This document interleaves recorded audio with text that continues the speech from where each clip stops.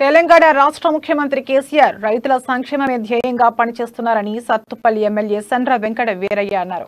ఖమ్మం జిల్లా తల్లాడ మండల కేంద్రంలో ప్రాథమిక వ్యవసాయ పరపతి సంఘం ఆధ్వర్యంలో ఏర్పాటు చేసిన ధాన్యం కొనుగోలు కేంద్రాన్ని MLA Sandra Venkata Veeraiah joint collector Madhusudan Rao ప్రారంభించారు.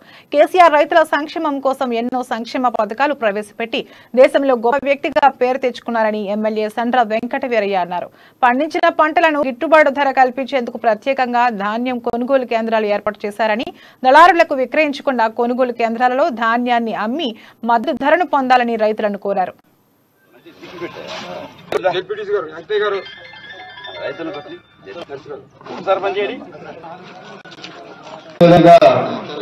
జరుగుతుంది. దానిలో భాగంగా మన కేంద్రాన్ని ఓపెనింగ్ చేసుకోవడం జరుగుతుంది.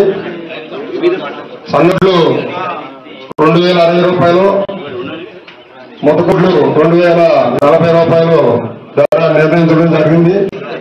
మరి దీన్ని అవకాశాన్ని వినియోగించుకునే రైతు సోదరులు మరి ఒడ్లు సద్వినియోగాన్ని ఉపయోగించుకొని మంచిగా సరుకు తయారు చేసుకున్నాం.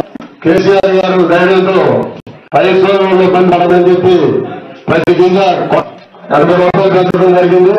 అది అందరూ కూడా మనం మన తెలంగాణ జరుగుతుంది.